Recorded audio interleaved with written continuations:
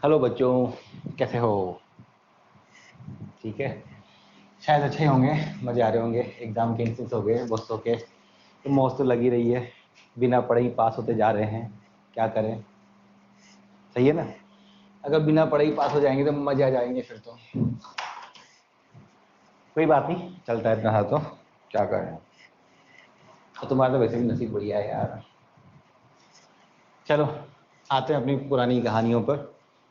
याद करो, wave optics में, यानी तरंग प्रकाशिकी के अंदर आपको शायद याद होगा कि हमने एक टॉपिक पढ़ा हुआ है, छोटा सा ही था। हाई गेन का सिद्धांत या हाई गेन का प्रिंसिपल, जो भी कहना चाहो एक ही बात है। उसमें कुछ चीज़ें आई थी। प्रकाश की गति के लिए, लाइट की जो मोशन होती है उसके लिए कुछ बातें अपने पास में आई थी। सही है। उसमें तरंगाग्र वेव फ्रंट की बातें आई थी, फिर एक वेव फ्रंट से आगे अगले वेव फ्रंट्स कैसे बनते हैं उनकी बातें आई थी, याद आई होगी शायद थोड़ी सी। फिर उसके लिए भी रूल्स दे रखे थे बहुत सारे। एक वेव फ्रंट से तरंगाग्र से अगला नया तरंगाग्र कैसे बनेगा उसके लिए भी रूल्स दे रखा है। सही है। फिर बीच में 3 रूल्स आए थे अपने पास में, फिर डायग्राम बना के आगे चले थे। वो हाई गेन के अनुसार जो लाइट है, उस लाइट की जो नेचर होती है उसके बारे में बताया। बहुत पुरानी बातें हैं, कोई ऐसी कोई खास काम की बात नहीं है। 2 डेफिनेशंस हैं जो आपको याद होनी चाहिए, एक वेव फ्रंट तरंगाग्र की, दूसरी जो डेफिनेशन अपने पास में है वो है कौन सी, सेकेंडरी वेवलेट, हिंदी में द्वितीयक तरंगिकाएं। ठीक है, चलो अब आगे चलते हैं अपन इसी में ही। जो आगे की कहानी है, काफ़ी लोगों को 11वीं क्लास में पढ़ाई हुई है। अब वो एक अलग बात है कि आधे एक नहीं है भूल भाल के। वो है अपने पास में तरंगों का अध्यारोपण। सही है। फिर उसी में ही तरंगों के अध्यारोपण के अंदर अपने पास में आएगा तरंगों का व्यतीकरण, और आगे चलती जाएगी कहानियां बहुत सारी।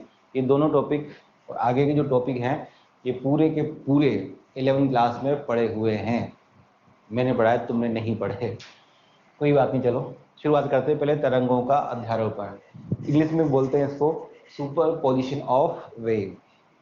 अगर एक शॉर्ट फॉर्म में इसको खत्म करें अपन, सब बिना पढ़ाए खत्म हो गया, ये तो मजा आ गया।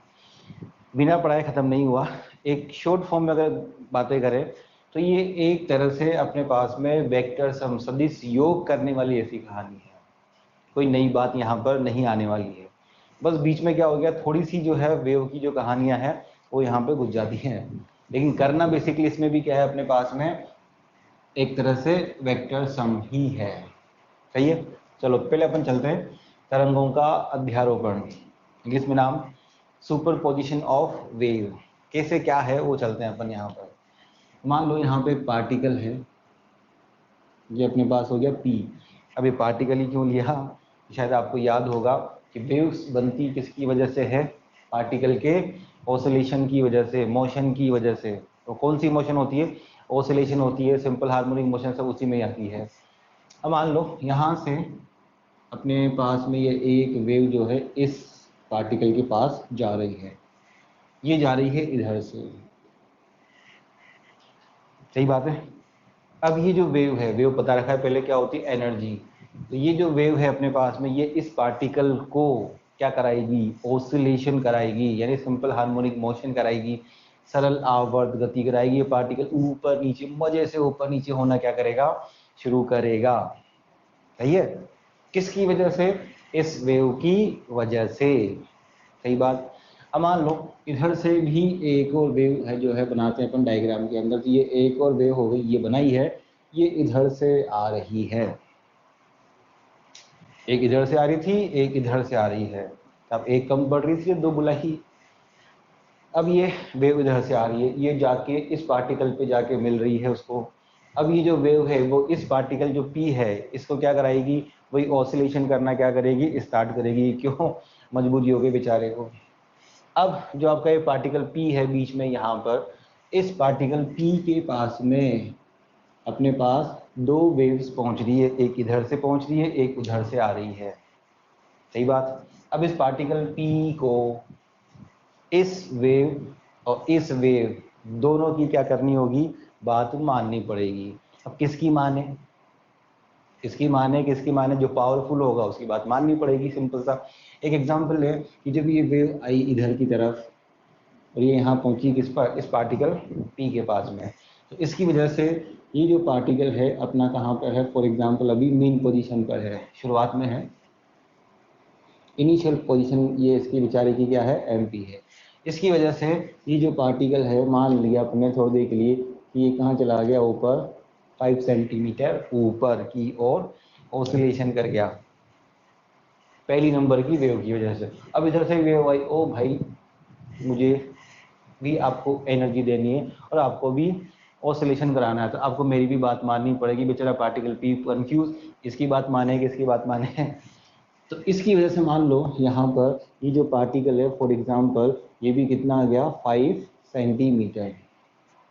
मैंने मान लिया, ये कहा है कि कहाँ गया है, नीचे की ओर। एग्जाम्पल की फॉर्म में बातें कर रहे हैं अपन यहाँ पर, और कुछ भी नहीं कर रहे। यानी इस पार्टिकल को दो वेव्स ने, एक ने ऊपर की तरफ मोशन करा दी, एक ने कहाँ करा दी, नीचे की ओर मोशन करा दी। तो बेचारा जो पार्टिकल है उसका जो रिजल्टेंट आएगा वो कितना आएगा, 0 दिख रहा है सामने, 5 सेंटीमीटर ऊपर चला गया, ये 5 सेंटीमीटर नीचे।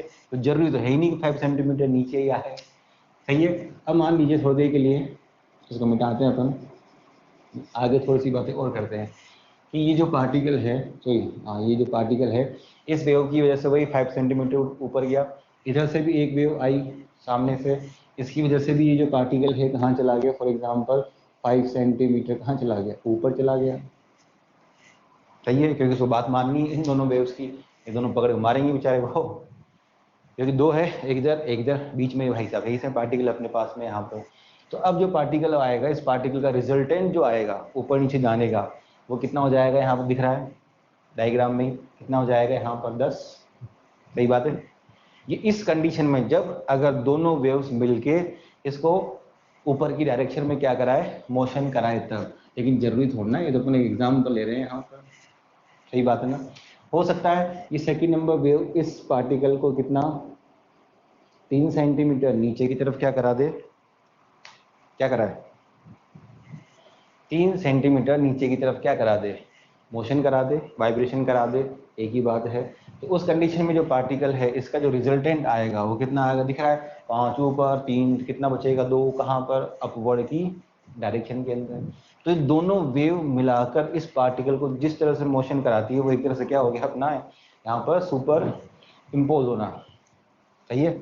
अब इस सुपर इम्पोज होने के लिए जो कहानी अपनी बनेगी, जो प्रिंसिपल बनेगा वो क्या बनेगा, इस पार्टिकल का जो रिजल्टेंट डिस्प्लेसमेंट जो होगा वो कितना होगा, इस वेव और इस वेव का जो डिस्प्लेसमेंट है उसका वेक्टर सम। फॉर एग्जांपल इस वेव का डिस्प्लेसमेंट अपने पास में कितना है, y1 है, इस वेव का जो डिस्प्लेसमेंट है वो कितना अपने पास में, ये y2 है। अब अपन क्या देख रहे हैं यहाँ पर, इस पार्टिकल का, पार्टिकल की बातें कर रहे हैं अपन, पार्टिकल का रिजल्टेंट डिस्प्लेसमेंट जो होगा वो कितना होगा, इन दोनों वेव्स का डिस्प्लेसमेंट का वेक्टर सम। तो इनका आपको क्या करना है अपने पास में, ये वेक्टर सम। तो ये क्या हो गया अपने पास, y equal to y1 plus y2, simple सा। इसके लिए इस पार्टिकल का जो डिस्प्लेसमेंट है वो कितना आ गया, y1 प्लस y2। कितनी वेव थी यहाँ पर, 2 वेव्स थी, इसलिए सिंपल क्या लिखा अपन ने यहाँ पर, y equal to y1 plus y2। अगर बहुत सारी वेव होती तो फॉर एग्जाम्पल यहाँ 2 ही बनाएंगे, बहुत सारी हो सकती है, एक इधर से आ जाए, एक इधर से आ जाए, कहीं से आ जाए वेव। तो उस कंडीशन में जितनी भी वेव्स आपस में मिलेंगी तो उन सब के लिए कितना हो जाएगा, जितनी भी वेव मिलेंगी तो पार्टिकल का डिस्प्लेसमेंट कितना हो जाएगा, सारी वेव्स का आपस में वेक्टर सम। बहुत अच्छे से जानते हैं अपन कि वेक्टर सम कैसे करते हैं, सही है। तो ये प्रिंसिपल ऑफ क्या हो गया अपने पास में, सुपरपोजिशन, सिंपल सा, सही है। दो वेव से मिलकर जो पार्टिकल है वो किस तरह से ऑसिलेशन करेगा, वो अपने पास में क्या हो गया, प्रिंसिपल ऑफ सुपरपोजिशन। और आसान भाषा में कहो तो मिलना, ओ भाई मिलना, यही तो है जो आजकल बंद हो रखा है लोगों का। बस लोग फोन में मिल रहे हैं आजकल, अब फोन से कैसे मिलते हैं भगवान जाने। चलो, तो सिंपल सी लाइन है, दो वेव्स आपस में मिल गई, मिलना आपके पास में क्या हो गया, एक तरह से तरंगों का अध्यारोपण या प्रिंसिपल ऑफ सुपरपोजिशन, जो भी आप जानते हो एक ही बात है। अब इस फिनोमिना की वजह से, मिलने की वजह से कई सारे इफेक्ट अपनी नेचर में क्या होते हैं, प्रेजेंट होते हैं। अपन एक लाइट वेव के लिए बातें कर रहे हैं, पहले यहाँ पर साउंड वेव की बातें नहीं कर रहे, ये पढ़ी हुई है 11वीं क्लास में। तो सबसे पहला फिनोमिना आपने नाम सुना होगा यहाँ पर, व्यतिकरण। सही है, 11वीं में पढ़ा हुआ है, इंग्लिश में बोलते हैं इसको इंटरफ्रेंस। इंटरफ्रेंस साउंड में भी है, इंटरफ्रेंस लाइट में भी है, सिंपल सा लिखा है यहाँ पे अभी, व्यतिकरण। बहुत अच्छी बात है। चलो, किसकी वजह से? इस मिलने की वजह से। कैसे करें? तो देखो उधर, व्यतिकरण भी एक तरह से क्या है, अपने पास में दो जो तरंगे हैं उनका आपस में क्या हो गया, मिलना। लेकिन कंडीशन से क्या क्या होनी चाहिए, चलो पहले बातें करते हैं। यहाँ पर फर्स्ट नंबर जो कंडीशन, मस्ट कंडीशन है किसके लिए, व्यतिकरण होने के लिए क्या कंडीशन होनी चाहिए, आपको बता रखी पहले, मिलना। तो फर्स्ट नंबर जो सबसे इंपॉर्टेंट कंडीशन अपने पास में होनी चाहिए वो है आवृत्ति। इसको मैं कई बार बोलता हूँ, किससे? प्रजाति से। सही है, तो प्रजाति का मतलब यहाँ पे जितनी भी वेव्स आपस में मिलेंगी उनकी आवृत्ति, फ्रीक्वेंसी क्या होनी चाहिए, सेम। ये अपने पास में क्या हो गया यहाँ पर, आवृत्ति, ये मस्त है। सही है। दूसरा जो सेकंड नेसेसरी कंडीशन है, फर्स्ट नंबर होने के बाद की बातें हैं ये, पहली हो जाए उसके बाद क्या क्या होता है वो बातें हैं। तो सेकंड नंबर जो कंडीशन है ये मस्ट है इसके बाद में, कि इन दोनों की जो एम्पलीट्यूड यानी आयाम अप्रोक्सीमेट कैसे होने चाहिए, बराबर। सही है, ये अपने पास में क्या हो गया यहाँ पर सेकंड नंबर, किसके लिए, व्यतिकरण होने के लिए, इंटरफ्रेंस होने के लिए।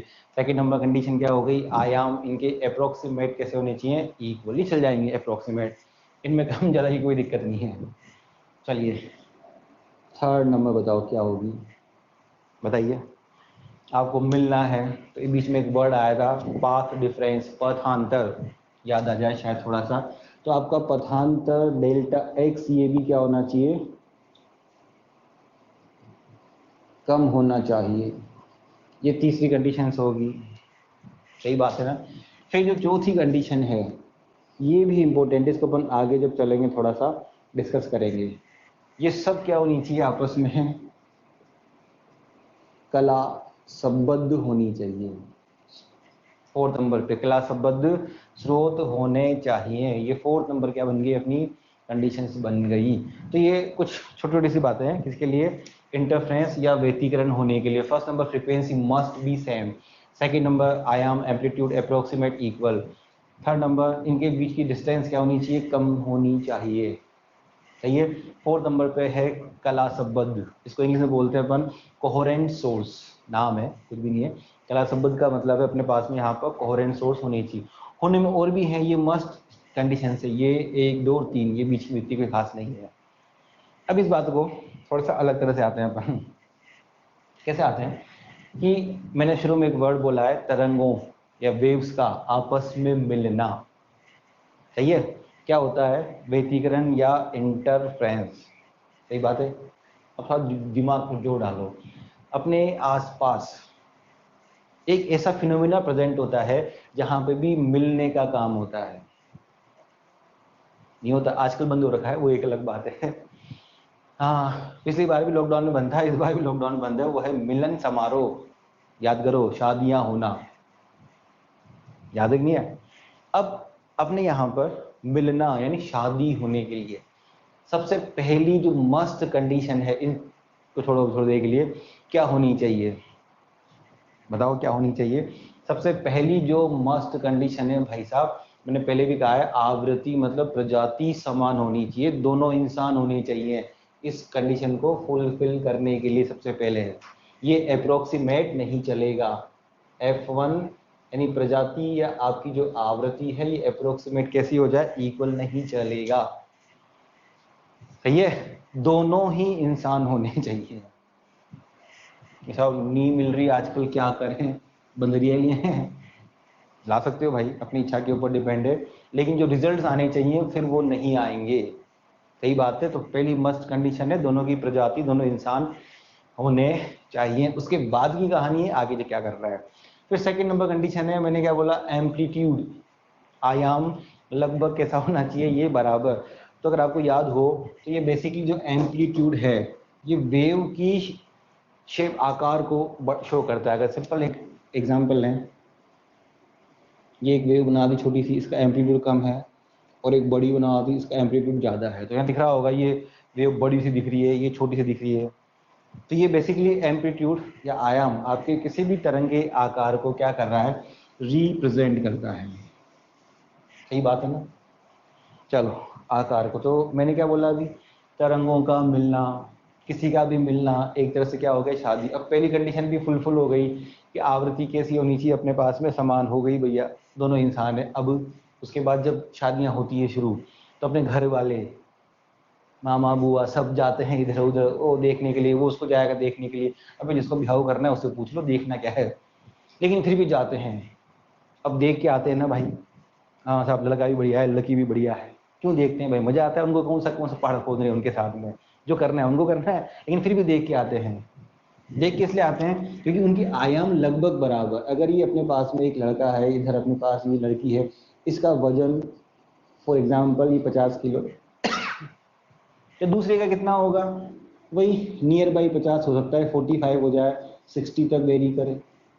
इसलिए हम देखने जाते हैं कि भाई दोनों के आकार लगभग बराबर। ऐसा तो हो ही नहीं कि लड़की बेचारी अपनी 50 किलो की, और इधर जो है लड़की के साथ जो जिसको शादी हो रही है, वो लड़की अपनी कितने की है साहब, 150 किलो की। सो लड़का जो भी है यार, मान लो हो जाएगा व्यतिकरण, नहीं हो सकता भाई। जब व्यतिकरण कराएंगे तो ये तो बेचारी 50 किलो और ये इधर कितना हो गया, 150 किलो। दिख गया कुछ, ये ऐसा कौन मिलेगा इसे, ऐसी 4-5 चीजें, तो मजा नहीं आएगा फिर। यहाँ पे भी तो सेम कहानी यहाँ पे हो गई। तो ये सेकंड नंबर वाली जो कंडीशन है ये भी फुलफिल होनी चाहिए। बढ़िया व्यतिकरण चाहिए, तो इंटरफेरेंस बढ़िया करना है मस्त वाला, तो फिर आकार लगभग कैसे होने चाहिए, बराबर। तीसरा पथांतर, मतलब दोनों के बीच की दूरी क्या होनी चाहिए, कम होनी चाहिए। ओहो मजे आगे साहब, तभी तो कमरे में बंद करते हैं, हो जाओ कमरे में बंद ताकि दूरी क्या हो जाए, कम हो जाए। सही है, तो ये तीसरा पॉइंट हो गया, दूरी कम होनी चाहिए। चौथे पॉइंट पे आते हैं अपने पास में कला संबद्ध पे। इस पे थोड़ा सा अभी पूरा डिटेल में नहीं जा रहे अपन, शॉर्ट फॉर्म में बता रहे हैं अपन यहाँ पे कि कला संबद्ध स्रोत, या इसको इंग्लिश में नाम बोला अपन ने कोहेरेंट सोर्स, ये होने चाहिए किसके लिए, इंटरफेरेंस होने के लिए या व्यतिकरण होने के लिए। अब एक कला संबद्ध स्रोत कौन सी चीज है, यही तो बात है। चलो फोर्थ नंबर जो कंडीशन थी अपनी वो क्या थी भाई, कला संबद्ध या कोहेरेंट सोर्स होने चाहिए। चलो बता रखा है वैसे मैंने कई बार, फिर भी डिस्कस करते हैं क्या चीज है। मैथमेटिकल डेफिनेशन पे नहीं जा रहे अपन, सिंपल बातें कर रहे हैं अभी, से बात की बातें हैं वो सब जो कला संबद्ध की या कोहेरेंट सोर्स की है। अपन जो बातें कर रहे थे शादी वाली, उसी पॉइंट पे आते हैं। पहले तो क्या पॉइंट था कि 3 कंडीशंस भी फुलफिल हो गई।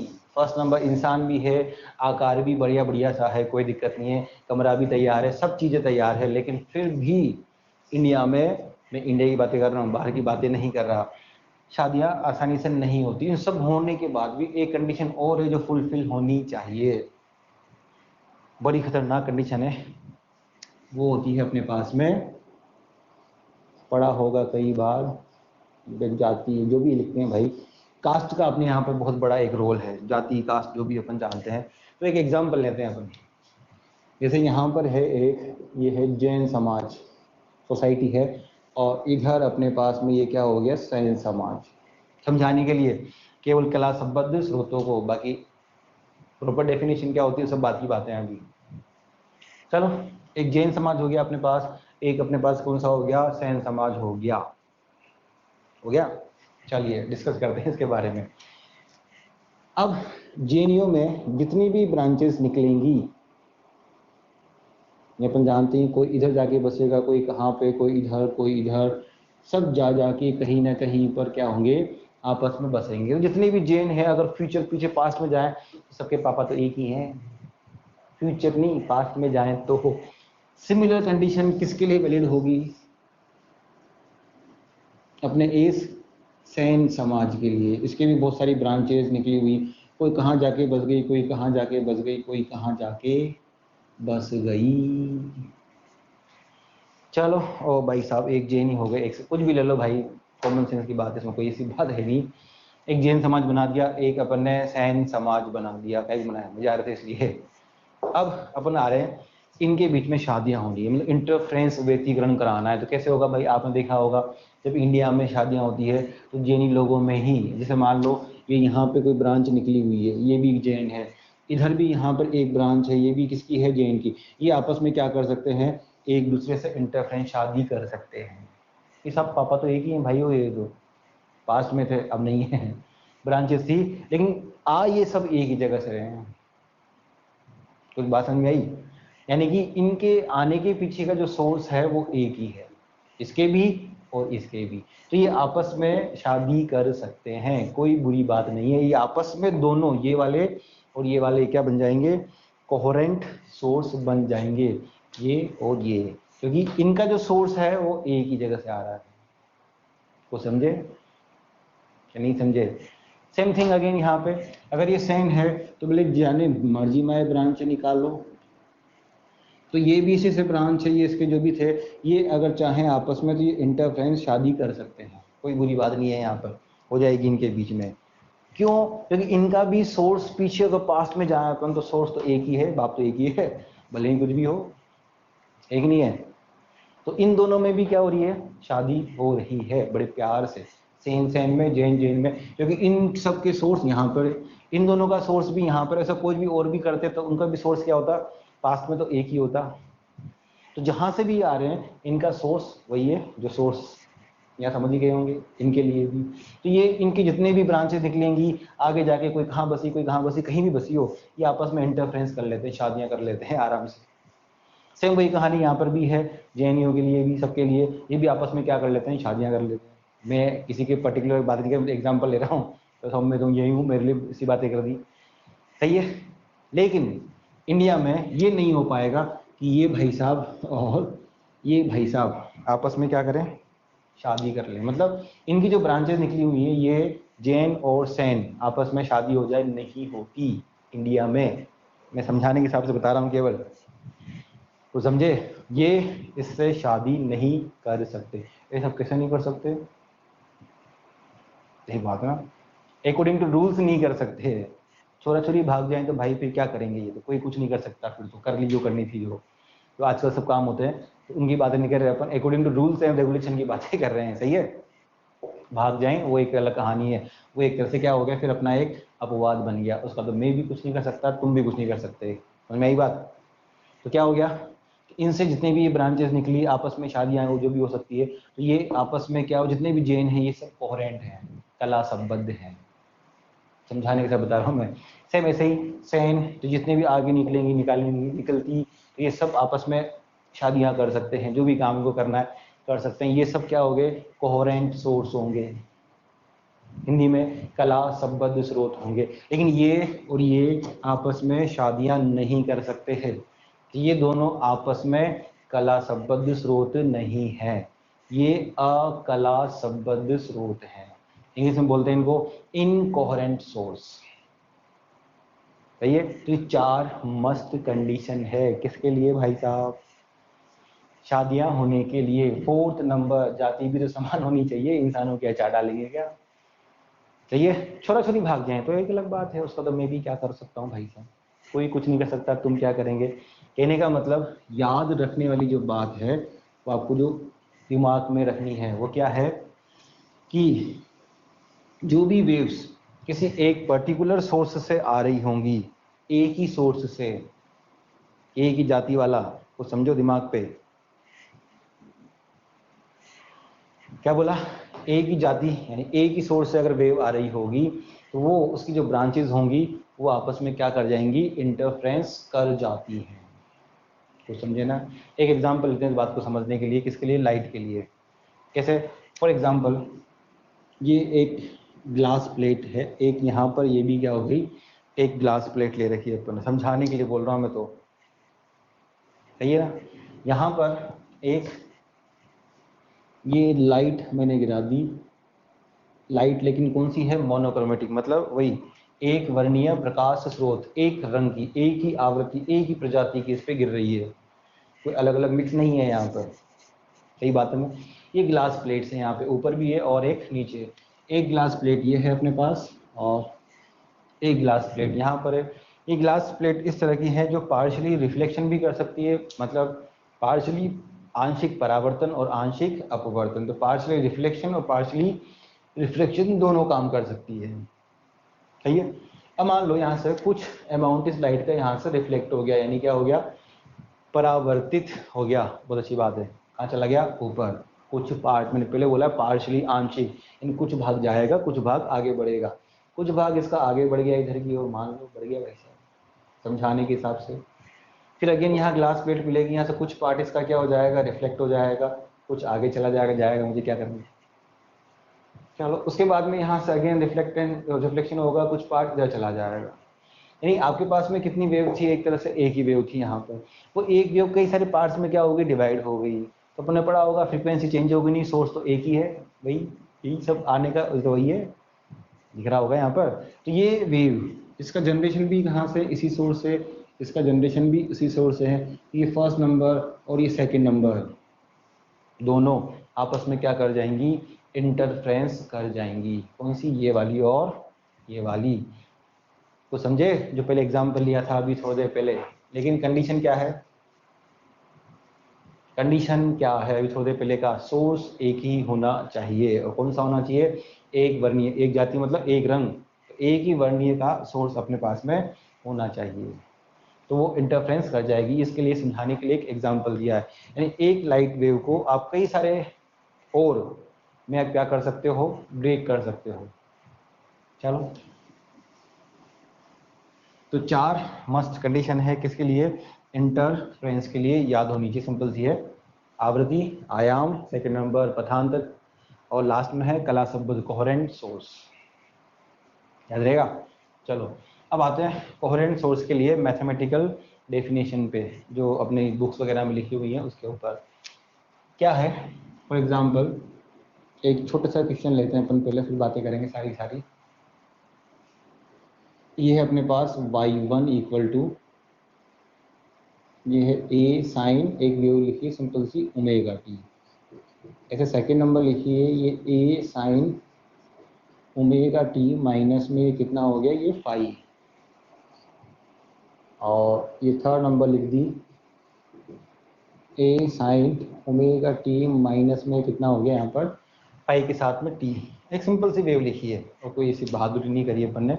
इक्वेशंस लिखी हैं यहाँ पर समझाने के हिसाब से।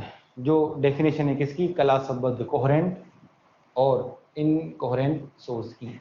चलिए, तो फर्स्ट और किसमें, सेकंड में कलांतर, यानी पहली और दूसरी में फेज डिफरेंस निकालिए।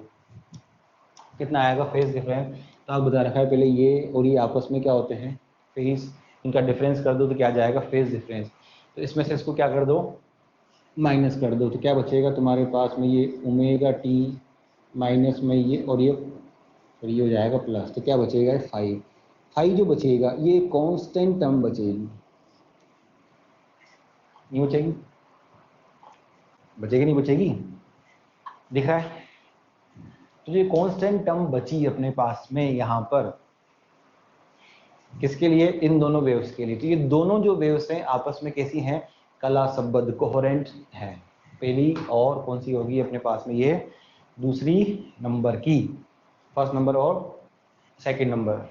सेम ऐसे अगर अपन क्या करें, फर्स्ट में और किसके अंदर, क्या कहते हैं, फर्स्ट और किसके अंदर, 3 में क्या निकालें, कलांतर। तो पहली में अपन जानते हैं कितना है, ओमेगा टी, ये माइनस ओमेगा टी और क्या बचेगा, 5t, कैंसिल हो जाएगा, तो कितना आएगा, 5t। तो दिख रहा होगा इसके अंदर ये क्या चला गया बीच में, यहाँ पर टाइम आ गया, दिख गया होगा यहाँ पर, दिख रहा है ना टाइम। तो जो second number, sorry second number नहीं है, फर्स्ट और जो थर्ड है, ये वाली दिख रही है यहाँ पर। इस फर्स्ट में और थर्ड के अंदर जो आपका फेस डिफरेंस है, जो विद रिस्पेक्ट टू टाइम आपका कंटिन्यूस क्या होगा, वेरी होगा। वेरी होने की वजह से इन दोनों तरंगों को, वेव्स को आप एक तरह से क्या बोल सकते हो, इनकोहेरेंट सोर्सेस, हिंदी में कला संबद्ध स्रोत। तो बड़ी आसान सी परिभाषा है, याद की जा सकती है। अगर आपके पास दो तरंगे हैं जो कहाँ से आ रही है, एक ही सोर्स से है, अगर उनके बीच में फेज डिफरेंस कालांतर समय के साथ नियत, जो फर्स्ट नंबर कंडीशन में दिखा है यहाँ पर, कांस्टेंट रहेगा तो वो होंगे कलासबद्ध कोहेरेंट सोर्स। और अगर चेंज होता है विद रेस्पेक्ट टू टाइम तो वो क्या बनेंगे, अकला या इनकोहेरेंट सोर्स। समझ गए, याद होना चाहिए। चलिए अब आते हैं कुछ प्रैक्टिकल लाइफ की बातों पे। छोटे छोटे सिंपल सिंपल सी बातें हैं अपने पास में।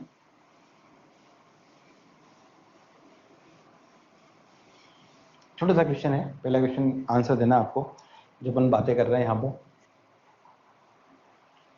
मैंने बोला व्यतिकरण होने के लिए या इंटरफ्रेंस होने के लिए मस्ट कंडीशन है आवृत्ति समान होनी चाहिए। सवाल ये है, अगर आपके पास में दो अलग अलग वेव्स है जिनकी आवृत्तियां अलग अलग हैं, तो क्या वो व्यतिकरण या इंटरफ्रेंस कर सकती हैं या नहीं? प्रॉपर आंसर क्या होगा बताइए, थोड़ा सा बताएंगे। हाँ से मोबाइल में पॉसिबल ही नहीं है, वहाँ होते तो कुछ अलग बात होती है अपने पास। सही है, चलो मैं बताता हूँ आंसर। देखो, दो अलग अलग फ्रिक्वेंसी की अगर वेव होती तो पहली बात तो ये है इंटरफ्रेंस या व्यतिकरण होना पॉसिबल है। तो ये कौन सी बात है, ये तो मना करी आपने। पूरा आंसर सुनो अभी। मैंने क्या कहा, हो सकता है, कोई बुरी बात नहीं है, लेकिन जो रिजल्ट्स आने चाहिए किससे, इंटरफ्रेंस से। क्या रिजल्ट आएंगे अपन करेंगे आगे डिस्कस। अभी जो रिजल्ट्स आने चाहिए वो नहीं आ पाएंगे। एक आसान सी बस हम एग्जांपल लेते हैं, जो थोड़ी देर पहले अपन ने कहा व्यतिकरण, इंटरफ्रेंस का मीनिंग होता है शादी करना या मिलना, जो भी अपन जानते हैं। तो अपन जानते हैं अपने गांव में अपन कई जगह पे भेड़ बकरी भैंस जो भी है पालते हैं। कई बार आपने अपनी भैंसों को नहलाया भी तो होगा, नहलाया मतलब मिल तो गए उनसे, नहीं मिले? वो मिले होंगे, कई बार उसके ऊपर बैठे भी तो होंगे यार, गाय के ऊपर भैंस के ऊपर। तो क्या कभी गाय को या बकरी को या भैंस को अपने बगल में कमरे में ले जाकर सुलाया गया? और मान लो सुला भी दिया तो क्या रिजल्ट वो आएगा जो आना चाहिए? पता नहीं जाने कौन सा रिजल्ट आएगा, एक हाइब्रिड सा। तो मिल तो गए भाई, मिलने में कोई बुराई थोड़ी ना थी, लेकिन जो रिजल्ट्स आने चाहिए थे इंटरफ्रेंस से वो नहीं आए, कुछ उल्टे पुल्टे ही रिजल्ट आए। तो प्रॉपर जो आंसर है अपने पास में वो क्या होगा, मिलने में किसी से कोई बुराई नहीं होती, मिल सकते हैं, लेकिन रिजल्ट्स जो आने चाहिए परिणाम वो नहीं आएंगे। तो समझे? चलो क्या नहीं आएंगे वो अपन करेंगे आगे, जैसे चलते जाएंगे डिस्कस, याद रहेगा। चलो आगे आगे आते हैं अपन, फिर फोर्थ नंबर वाली पॉइंट पे आते हैं, थोड़ा सा कला संबद्ध के ऊपर। कैसे, आपके रूम के अंदर दो लाइट सोर्स, दो ट्यूबलाइट आपस में जली हुई है, क्या ये इंटरफ्रेंस कर सकती है या नहीं? बताओ, थोड़ा सा कर सकती हैं या नहीं कर सकती हैं? चलो आंसर देता हूँ इसके ऊपर। पहली बात, आंसर तो अपन जानते ही हैं, कर तो सकती हैं लेकिन जो आना चाहिए था वो नहीं आएगा। तो क्या है कहानियाँ, वो अपन देखेंगे बाद में भी। चलो देखें, एक ट्यूबलाइट का एग्जांपल लेते हैं। ट्यूबलाइट से लाइट आती कैसे है, या किसी भी लाइट सोर्स से लाइट कैसे आती है? तो आपने पढ़ा होगा बोर थ्योरी या कहीं पे भी, इलेक्ट्रॉन ट्रांजेक्शन। फॉर एग्जांपल ये एक फर्स्ट नंबर ऑर्बिट है किसी एटम के अंदर, ये सेकंड नंबर है और ये थर्ड नंबर है। मैं एग्जांपल ले रहा हूँ आसान सा, एक छोटा सा एग्जांपल ले रहे हैं समझाने के हिसाब से, फिर आएंगे ट्यूबलाइट वाली बातों पर। ट्यूबलाइट्स में सब में अपन जानते हैं गैस भरी होती है, गैस के एटम्स होते हैं। जब आप क्या करते हो, इलेक्ट्रिसिटी ऑन करते हो तो गैस क्या होती है, अपनी आयोनाइज हो जाती है या एक्साइट हो जाती है। एक ही काम यही होता है, आयोनाइज या एक्साइट। एक्साइट होने में क्या होता है, इलेक्ट्रॉन्स अपनी लोअर एनर्जी लेवल से यानी निम्न ऊर्जा स्तर से कहाँ चले जाते हैं, अपर उच्च ऊर्जा स्तर के अंदर।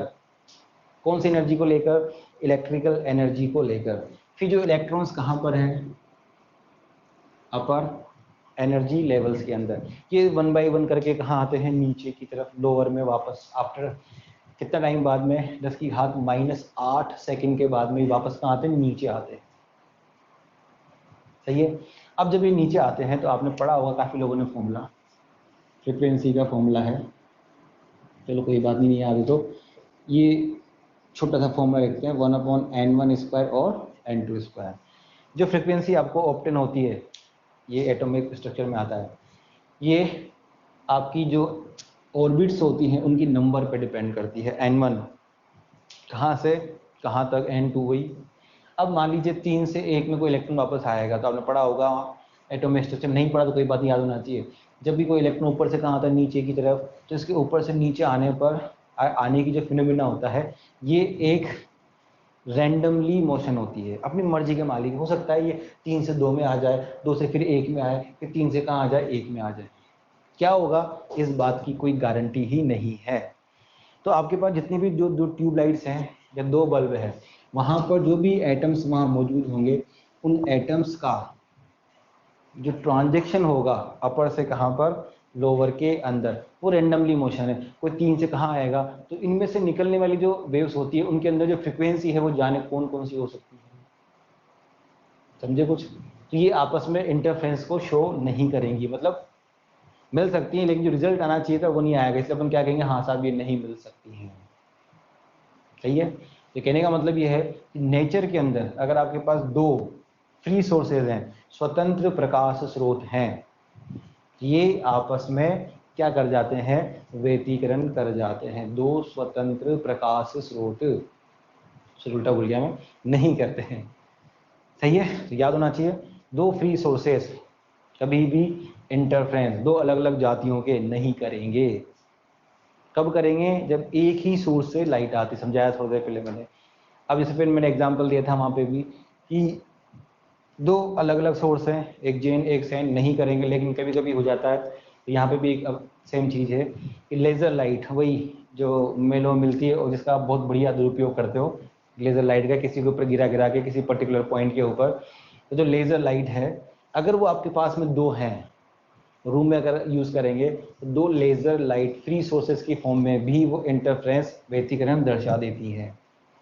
लेकिन दिक्कत यह है कि लेज़र लाइट को अपन as a light source consider नहीं करते हैं। करते तो हैं लेकिन जो अपने सिंपल लाइट सोर्स होते हैं उसकी तरह कंसीडर नहीं करते, डिफरेंट सोर्स की तरह कंसीडर करते हैं। तो लेज़र लाइट जो होती है एक तरह से अपनी अपवाद होती है। सही है। तो काम की बात क्या थी, कला संबद्ध कोहेरेंट सोर्स, बहुत काम की बात ही है। फेस कला टर कांस्टेंट, कला संबद्ध चेंज हो रहा है तो आप समझ जाओ, इनकोहेरेंट या अकला संबद्ध। फिर क्या अगली काम की बात, 2 अलग अलग जातियों में शादियां नहीं होती। तो 2 अलग अलग बल्ब, 2 अलग अलग ट्यूबलाइट्स आपस में इंटरफ्रेंस नहीं करेंगी। याद होना चाहिए क्यों नहीं करेगी, कारण लिखना कॉपियों में। क्यों नहीं करती, क्योंकि इनके अंदर इलेक्ट्रॉन का ट्रांजैक्शन, संक्रमण कैसा होता है, यादृच्छ मर्जी के मालिक है, रैंडमली होता है। और लेज़र कर सकती हैं। लेज़र क्यों कर सकती हैं, क्योंकि लेज़र में लाइट एक अलग तरह से आती है, वो अपने सिलेबस में है नहीं, जब आगे अपन बातें करेंगे तब कर सकते हैं। तो 2 डिफरेंट लेज़र लाइट होने के बावजूद भी वो क्या कर सकती हैं, इंटरफ्रेंस या व्यतिकरण शो कर सकती हैं। ठीक है, चलो आज तक यहीं करते हैं अपन, फिर आगे की कहानी कल शुरू करेंगे, टाइप्स ऑफ इंटरफ्रेंस और व्यतिकरण के अंदर।